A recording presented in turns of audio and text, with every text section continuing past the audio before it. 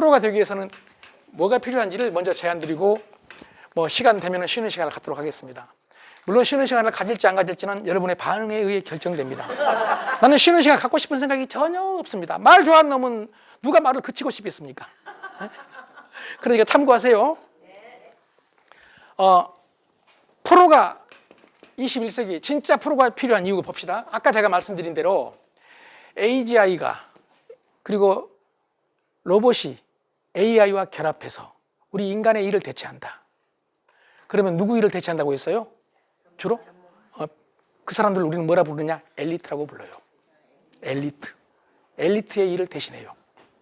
그런데 엘리트의 일이 위험해진 이유가 뭐냐면 너무나 전문화됐어요. 여러분 잘 아시겠지만 이 산업사회의 특징이 전문화예요. 전문화. 학문이 전문화되고 산업이 전문화되고 다 전문화돼. 옛날에는 그냥 의원한테 가. 아프면 의원한테. 그때 의원은 제너럴리스트예요. 맞습니까? 의원한테 머리가 아파도 의원한테 가고 배가 아파도 의원한테 가. 상처가 나도 의원한테 가. 그런데 지금은 여러분 잘 아시다시피 내과, 예과 따로 있어. 내과 가도 순환기 내과, 호흡기 내과 따로 있어. 순환기 내과에서도 또 나눠주려고 해. 그러니까 한참 들어가면 그 사람은 그거밖에 몰라. 그래서 어디가 고장나가지고 순환기를 딱 고쳤는데 다른 데가 이상이 와. 다른 데가. 전체를 안 보니까, 전체를 못 보는 게 아니라 아예 안 봐. 그분들은 또 그것만 연구를 하다 보니까 계속 그것만 하니까. 전문가의 함정이에요. 제가 강의할 때 가장 재밌게 썼던 얘기가 독일에서 생물학자들이 모인 워크숍 장소에, 세미나 장소에 세미나 끝나고 이제 와인 파티를 하는데 식물학자들이 모인 곳이에요. 식물학자들이. 그게 과학 전문 기자가 참석을 했어. 이 기사를 쓰기 위해서. 그런데 이제 밖에서 야외에서 이렇게 이제 와인 파티하고 막 그러다가 저기 하다가 갑자기 옆에 아름다운 꽃이 하나 보여서 독일에서 가장 유명한 식물학자한테 박사님 이거 너무 아름답네요. 그런데 이 꽃 이름이 뭐죠? 물어봤어. 그랬더니 독일 최고의 식물학자 입에서 나온 대답이 그걸 왜 나한테 물어보냐고. 나는 보리 전문이라고. 보리에 대해서만 물어보라고. 보리에 대해서만. 이게 전문가 바보, 전문가 함정의 대표적인 사례 중에 하나고 진짜 있었던 일입니다. 여러분은 전문가가 아닌 제너럴리스트. 그러면서도 동시에 여러분 분야에 대해서는 전문적인 지식이 있는 스페셜리스트이면서 전문가. 이걸 우리는 T자형 인간이에요. T자형 인간. 이거는 여러분 전문가적인 기능은 미안한 얘기지만 조금만 익히면 됩니다. 왜냐하면 컴퓨터가 대신해 주거든. 맞습니까? 맞습니까? 맞습니다. 여러분 뭐라고 가입 설계서라고 그러나요? 네. 그걸 머리로 연구해요? 그럼 어떻게 해요? 컴퓨터에서 뽑잖아. 그걸 머리로 연구한 놈한테 우리는 보험 가입해요? 컴퓨터에서 뽑잖아, 여러분. 그러니까 요거는 대신할 수 있다니까, 요거는. 그런데 요걸 대신하기가 어렵다는 얘기예요. 요게 바로 여러분 여기 말한 대면 접촉과 관계 형성과 관계된 소통, 리더십, 뭐 팀워크 막 이런 거란 말이에요. 웃을 수 있는 것부터 시작을 해가지고. 그래서 프로가 된다는 것은 곧 지금 말한 대로 대면 접촉과 관계 형성을 잘하는 사람이 된다. 그런 얘기입니다. 옛날에는 대면 접촉 못해도 전문적인 기술만 있으면 먹고 사는데 지장 없었습니다. 아니 지금도 그런 사람 많아요. 그래서 여러분 의대 졸업하면 먹고 사는데 문제 없는 사람 아직도 많아. 맞습니까? 네. 그 변호사도 마찬가지고. 물론 이제 변호사는 영업을 요즘은 좀 합니다. 변호사는. 그런데 의사는 아직까지 영업하는 경우가 아직은 많지가 않잖아요. 그냥 그런다고 해버리세요. 또 우리 동네는 의사도 영업하더라고. 따지지 말자니까. 네. 자, 그래서 프로가 돼야 된다. 프로가 되기 위해서는 제가 생각할 때는 이 제 생각입니다. 그냥 여러분은 제 생각을 참조만 하시면 됩니다. 자, 프로 되는 방법 첫 번째가 저는 이걸 P1 이렇게 부르겠어요. P1. 이게 뭐냐면 의식입니다. 의식입니다. 여러분 대단히 중요한 게 의식입니다. 의식은 정신 차리는 겁니다. 정신 차리는 거예요. 잘 아시겠지만은 여러분 정신 딱 차릴 때가 언제죠? 정신을 차려야 인간은 뭘 하냐? 변화. 정신 차려야 변해. 언제 변해요? 언제 정신 차려요? 마감할 때. 정말 훌륭한 말씀하셨어요. 놀라운 얘기입니다. 마감할 때. 얼마나 현실적인 얘기입니까? 네? 여러분 마감할 때, 물론 마감할 때 정신 안 차린 놈도 있어. 그러나 마감할 때 정도는 최소한 정신을 차려야 내 목표 달성을 할 수 있고 여러분 프로가 될 수 있다는 얘기예요. 그런데 지금 말한 대로 정신을 한 달에 한 번 차려가지고 안 되니까 자꾸 마감을 하는 거예요. 자꾸 어떻게 주차 마감, 주차 마감이라고 주별로 마감하는 거. 어떤 곳에 가면 막 윗사람들이 매일 마감하자고, 매일 마감. 이 말은 무슨 말이에요? 매일 정신 차리자 이 말이에요. 정신 차려라 이 말이에요. 여러분 의식을 가만히 어렵게 생각하지 마세요. 정신 차려가 의식이거든. 우리 학교에서 옛날에 어렸을 때 차렷 하자 차렷. 정신 차려 이 말이에요. 눈 떠 이 자식아 이 말이에요. 꼭 눈 감고 있어서가 아니라 마음의 눈을 뜨라 이런 얘기예요. 여러분 군대에서도 의식 훈련이라고 해요. 의식 훈련. 의식 교육이라고 그러잖아요. 기업에서도 의식 교육을 하고. 그런데 우리는 그 의식을 자칫 오해하고 있어요.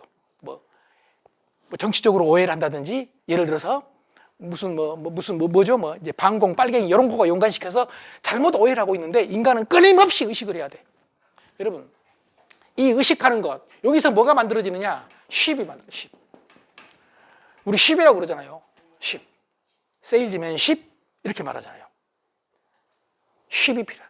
이 쉽을 또 다른 말로 말하면 영어로 써보겠습니다. 마인드예요. 세일즈 마인드, 영업 마인드, 직장 마인드, 일 마인드. 여러분 마인드예요. 이 마인드를 어떻게 만드느냐? 마인드를 어떻게 내 마인드가 어떻게 돼 있어야 되느냐? 이걸 셋이라고 그래요. 세팅할 때 여러분 우리 세팅한다고 그러잖아요. 세팅한다고. 마인드셋이에요. 마인드셋. 이 마인드를 내가 어떻게 세팅해 놓느냐에 따라서 인생이 달라진다. 아주 쉽게 표현하면 마인드셋을 우리말로 구태여 해석을 해본다면 이런 거예요. 정보를 받아들이는 방식이에요. 자, 정보를 받아들이는 방식. 자, 밖에 나가서 날씨가 추우면은 아씨 더럽게 춥네. 이런 놈이 있고 추우면 겨울이네. 이런 놈이 있어요. 고객이 좀 까다로우면은 고객을 보고 나 못해 먹겠다고. 그런데 어떤 사람은 고객이 까다로우면 내 고객이 맞네? 여러분 내 고객이 까다로워. 다른 사람 고객이 여러분한테 까다롭게 한 적 있어요? 없어요? 없어요. 나는 지금까지 내 아들이 나를 괴롭힐 적이 있지만 다른 놈 아들이 나를 괴롭힌 적이 없어. 내 아내한테 얻어터진 적은 있지만 다른 여자한테 얻어터진 적은 없어. 그러니까 아내가 좀 마음에 안 들면 내 아내네? 이러면 된다는 얘기예요. 남편이 말을 안 들으면 내 남편이네? 여러분 다른 남편은 절대 여러분 귀찮게 안 해. 물론 가끔 그런 놈이 있으면 위험한 놈이지만 여러분 이게 마인드셋이에요. 어렵게 생각하지 마세요. 정보를 내가 어떻게 받아들이냐. 내가 그 정보를 받아들이면 세상의 모든 것이 밝아져. 여러분 이런 사람이 행복하고 성공해요. 내가 그 정보를 받아들이면 세상의 모든 것은 나쁜 거다. 여러분 이런 사람이 불행하고 이런 사람이 힘들어진단 말이에요. 또 아까 말씀드린 대로 이런 사람들은 그런 생각을 하게 되면 그냥 주관적인 생각에 그친 게 아니라 구체적인 실체에 영향을 미친다. 무엇을 통해서? 호르몬을 통해서. 내가 어떤 생각을 하느냐에 따라서 내 몸에 직접적인 영향을 미친다. 이게 호르몬을 통해서인데 그래서 그거를 어떤 사람들은 내 몸속에 또는 내 뇌 속에 약국이 있다. 이렇게 말하는 사람도 있고 일본의 하루야마 시게오라는 사람은 내 몸속에 내 뇌 속에 제약 공장 시스템이 있다. 그러니까 부정적으로 받아들이는 사람은 끊임없이 독약 공장을 가동하고 있는 거예요. 독약 공장. 우리 주변에 독약 공장 가동하는 놈들 있어요, 없어요? 막 있어요. 별것도 아닌 걸로 막 흔들고 다니고 미치겠다고 막. 이놈은 지금 독약 공장 가동 중이야. 옆에 가면 다른 놈까지 위험해. 독극물 튀겨. 그런데 어떤 사람은 별것 아닌 건 다 그냥 긍정적으로 받아들여요. 보약 공장 가동 중이에요. 여러분, 특히 젊으신 분들이 이걸 깨달으면 인생 달라집니다. 보약 공장을 가동할 수 있다니까요. 어떤 사람은 막 보약을 먹고 엄청나게 비싼 약을 먹으면서도 흔들고 다니는 놈이 있어요. 꼭 내가 이 약 먹어야 되냐고 흔들고 이거 먹어도 효과가 없다고 흔들고 지가 흔들고 다니니까 효과가 없는 거예요. 여러분 우리 뇌 속에 그런 놀라운 시스템이 있는데 그게 바로 어디서부터 시작이 되느냐? 마인드셋부터 시작이 된다. 어떤 마인드셋을 하느냐? 이 마인드셋 이걸 다른 말로 또 어떻게 표현하느냐? 저는 그렇게 표현해요. attitude 태도다. 태도. 여기다 력자를 붙이면 태도력이에요. 일본 사람들이 력자를 좋아해요. 력자를. 회복력, 태도력, 이 력자를 좋아하거든요. 근데 저도 한번 붙여봤습니다. 태도력. 여러분, 태도가 긍정적이면 오해하지 마세요. 모든 게 긍정적이면 또 안 됩니다. 여러분, 좀 어느 정도 모든 게 또 긍정적이어가지고 어떤 대책 없이 긍정적인 놈들이 있어요. 아무 일도 안 하면서 잘 되겠지. 그래가 잘 돼. 그게 시크릿이야 지금. 그 잘못된 책이야 그런 의미에서는. 여러분 대책 없이 긍정적인 건 안 된다 이런 얘기예요. 제가 호르몬 얘기하니까 어떤 사람은 호르몬도 뭐 예를 들어서 좋은 호르몬 세로토닌은 많아야 좋다 이러는데 그게 아니라 균형을 이루어야 된다. 균형. 우리 자율신경에서 나오는 호르몬 중에서 아주 우리 건강하고 관계된 게 여러분 잘 아는 교감신경, 부교감신경. 교감신경은 긴장시켜요. 낮에 교감신경이 활성화돼. 밤에는 부교감신경은 이완시켜. 편안하게 해. 잠자게 해야 돼. 그런데 이게 낮에는 무조건 교감신경이고 밤에는 부교감신경이냐? 그게 아니에요. 일반적으로 3대 7이에요. 낮에는 부교감신경이 30%, 교감신경이 70%. 이게 가장 아름다운 상태예요. 가장 건강한 상태. 밤에는 부교감신경이 70%, 교감신경이 30%. 그런데 이게 균형이 깨져가지고 밤에 잠자려고 하는데 잔뜩 긴장해가지고 막 교감신경이 활성화돼가지고 잠이 안 오는 놈들이 있어요, 없어요? 이때는 교감신경을 활성화시키는 게 아니라 부교감신경을 활성화시켜요. 그런데 또 마찬가지로 반대 낮에 일해야 되는데 부교감신경이 활성화돼가지고 그냥 조용히 앉아서 멍 때리고 있으면 누가 일어나요? 저는 누가 키워?